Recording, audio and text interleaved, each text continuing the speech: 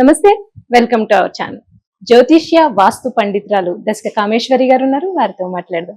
నమస్తే మేడం. నమస్కారం అమ్మా. మేడం, ఆంజనేయ స్వామి ఆరాధన, ఆంజనేయుడు శ్రీరాముడు అంతటి వాడికే సహాయం చేశారు. సో అంత బలిశాలి, మనం విన్నాం కూడా, చూసాం కూడా.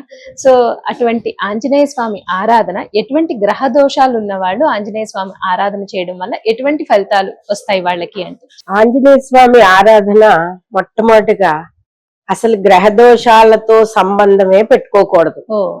ఎవరైనా చేయొచ్చు, అందరూ చెయ్యాలి. గ్రహ దోషం లేకుండా ఏ మనిషి ఉండడు, కుజ దోషం లేకుండా ఏ మనిషి ఉండరు. కనిష్టము, గరిష్టము, మధ్యమముగా మేము చెప్తాం పండితులు. అయితే ఇక్కడ చాలా మంది అనుకుంటారు ఆంజనేయ స్వామి పాదాలు పట్టకూడదు, శని ఉంటాడు. అది చాలా తప్పు. అసలు ఇవన్నీ తప్పుడు మాటలు. ఆంజనేయ స్వామి పాదాల్లో శని ఉండడమే. అలాగే ఆడవాళ్ళు ఆంజనేయ స్వామి ముట్టుకోకూడదు అంటారు, అది కూడా? అది అలా ఏం లేదమ్మా. అసలు మామూలుగా కూడా గురువుల పాదాలను గాని, మహాపండితుల పాదాలను గాని, తర్వాత గణపతిలు ఉంటారు కదా, వేద పండితులు, వాళ్ళ పాదాలు గాని, తర్వాత దైవ పాదాలు కూడా ఇలా పట్టుకొని ఎవరిని తాకకూడదు. ఫస్ట్ ముందు అది తెలుసుకోవాలి. భారతీయ సంస్కృతిలో మన భారతీయులందరం కూడా మొదటి నుంచి ఇది భారత క్షేత్రం. ఇది అంటే తీర్థాలతోటి, దైవత్వంతో నిండిపోయి ఉన్న ప్రదేశం మన భారతదేశం. అటువంటి ప్రదేశంలో మనం పుట్టామంటే మన చుట్టూ కొంత ఆరా అనేది ఉంటుంది, పాజిటివ్ ఆరా. ఈ ఆరా పోకుండా ఉండడానికి ఏమిటంటే మన సంస్కృతిలో మనకి నేర్పినది నమస్కారం. అదే పెద్దవాళ్ళు అయితే గనక కొంచెం వంగి నమస్కారం, తోటి వారు అయితే గనక నమస్కారం, హాయ్ బాయ్ షాయ్ ఏం లేవు మనకి. దాని మూలాన ఏమవుతుందంటే ఎప్పుడైతే ఇలా షేక్ హ్యాండ్ ఇచ్చామో కొంత ఆరా అవతల వాళ్ళలో ఉండే నెగిటివ్ శక్తి మనలో ప్రవేశిస్తుంది, మనలో పాజిటివ్ శక్తి అంతా వాళ్ళకి వెళ్ళిపోతుంది. అందుకని భారతీయ సంస్కృతిలో కొంత ఎడమ ఏర్పాటు చేశారు. ఇప్పుడు అవి లేవు.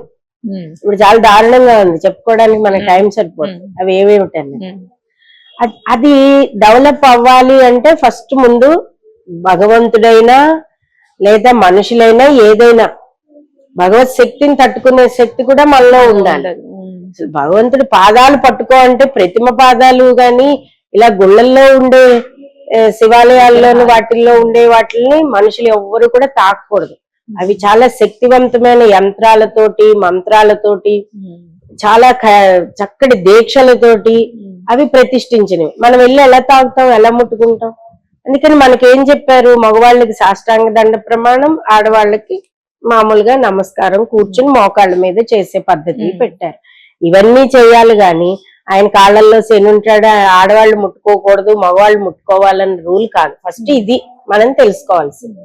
ఇక రెండవది ఏంటంటే గ్రహ దోషాలు ఉన్నా లేకపోయినా కూడా స్వామిని సేవించుకోవాలి. ఎందుకు అంటే సీతమ్మ తల్లి దయ రావాలన్నా, రాముడి వారి దయ రావాలన్నా మనకి ఆంజనేయ స్వామిని మనం పూజించుకోవాల్సిందే. ఇక గ్రహ దోషాలని అడిగాం. ఏ గ్రహ దోషాన్ని, ఏ కష్టాన్నైనా ఆయన పిలిస్తే పలికే దైవం చిరంజీవుడు. ఆయన ఇప్పటికీ ఉన్నారు మనకి గంధమాదన పర్వతం దగ్గర. అంచేత ఇక్కడ కేవలం ఎలా తీసుకోవాలి అంటే కలియుగంలో నవవిధ భక్తి మార్గాలు మనకు ఉన్నాయి. కానీ కలియుగంలో అత్యంత విశిష్టమైన పూజా విధానాలు ఏమిటి అంటే స్మరణ. నామస్మరణే ధన్యోపాయం నహి పశ్యామి భవతరణి. కేవలం నామస్మరణ వల్లే కలియుగంలో కలి దోషాలని, గ్రహ దోషాలని కూడా పోగొట్టుకోగలము. అందుకని నేనైతే ఇందాక నువ్వు నన్ను అడిగావు, ఎక్కువ మీరు నామాలు మంత్రోపాసన, నువ్వు ముహూర్త కాలం, నువ్వు రోజంతా జపమాలు తిప్పేక్కర్లేదు. ముహూర్త కాల సమయం ముందు అలవాటు చేసుకో. అలవాటు చేసుకున్న తర్వాత ఆ జపాన్ని తర్వాత కొద్దిగా పెంచుకుంటూ వెళ్ళు. బ్రాహ్మీ ముహూర్తంలో నిద్రలే, సూర్యుడు ఉన్నాడో ఎలా ఉంటాడో మనం పక్క వాళ్ళకి చెప్పాలన్నా, మన పిల్లలకి చెప్పాలన్నా ముందు మనం చూడాలి కదా, ఆయన పొద్దున్నే సూర్యుడు. అది అలవాటు చేసుకోవాలి మన అందరం కూడా. కాబట్టి ఇక్కడ ఆంజనేయ స్వామి కేవలం ఒక్కదానికే పరిమితం కాదు. కష్టమైన, సంతోషమైన, శుభమైన ఆయన మనతోటే ఉంటాడు. ఆయన స్మరణ చేస్తుంటే ఒక హనుమాన్ చాలీసా చదివినా, ఒక రామనామ స్మరణ చేసిన, రాముడు పలకాలంటే ఆంజనేయుని పూజించాలి. ఆంజనేయుని పూజిస్తే రాముడు, సీత కూడా పలుకుతారు.